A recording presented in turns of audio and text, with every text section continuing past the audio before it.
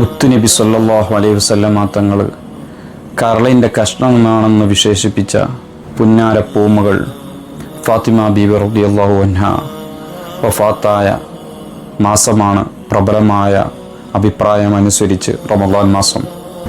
അവിടുത്തെ കുറിച്ചൊന്ന് പറയട്ടെ. ഫാത്തിമ ബീബി റളിയല്ലാഹു അൻഹ ശാശ്വതമായ ലോകത്തേക്കായിരുന്നു അവിടുത്തെ കണ്ണ്. അതുകൊണ്ട് തന്നെ ജീവിതത്തിൽ ആർഭാടങ്ങളൊന്നും കൊണ്ടുവന്നിട്ടില്ല. മറ്റുള്ള സ്ത്രീകളെപ്പോലെ ഖുറൈശി വനിതകളെപ്പോലെ ആഭരണങ്ങളും മറ്റും മഹദിക്ക് താല്പര്യമില്ലായിരുന്നു. അതുകൊണ്ട് തന്നെ അനുവദനീയമായ ചെറിയൊരു തരി സ്വർണം പോലും മഹദി അവറുകൾ ധരിച്ചിട്ടില്ല. ഒരു സന്ദർഭത്തിൽ സ്വർണ്ണാഭരണമാല ധരിച്ച് മുത്തുനബി സല്ലല്ലാഹു അലൈഹി വസല്ലമ തങ്ങളുടെ ചാര്യത്തേക്ക് ചെന്നു. സലാം പറഞ്ഞു. പൊന്നുപ്പാക്ക് സലാം പറഞ്ഞു. പൊന്നുപ്പ അത് മടക്കി സല്ലല്ലാഹു അലൈഹി വസല്ലം. സ്നേഹാഭിവാദ്യങ്ങൾ കഴിഞ്ഞു, സ്നേഹപ്രകടനങ്ങൾ കഴിഞ്ഞു. മുത്തുനബി സല്ലല്ലാഹു അലൈഹി വസല്ലമ തങ്ങളോട് കുശലാന്വേഷണം നടത്തിക്കൊണ്ടിരിക്കുന്ന സമയത്ത് തൻ്റെ പൊന്നുപ്പയുടെ തിരുനോട്ടം തൻ്റെ മാലയിലേക്ക് നോക്കുന്നത് കണ്ട് ഫാത്തിമ ബീവി റളിയല്ലാഹു അൻഹ അവിടത്തേക്കൊന്ന് നോക്കി.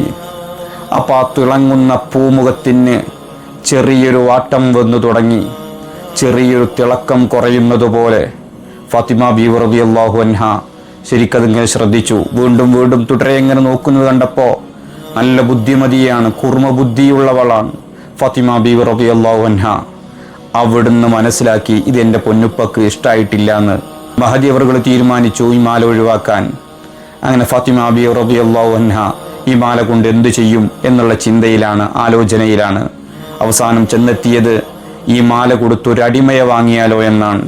പക്ഷേ അടിമയെ വാങ്ങിക്കഴിഞ്ഞാലും പിന്നീട് എനിക്ക് ആ മാല ഓർമ്മ വരും, പിന്നെന്ത് ചെയ്യണം? അങ്ങനെ അവരവസാനം ഒരു തീരുമാനത്തിലെത്തി. ആ മാല വിറ്റ് കിട്ടുന്ന കാശ് കൊണ്ട് ഒരു അടിമയെ വാങ്ങുക, എന്നിട്ട് സ്വതന്ത്രയാക്കുക. അതാണ് നമ്മുടെ ഫാത്തിമ ബീവി റളിയല്ലാഹു അൻഹ.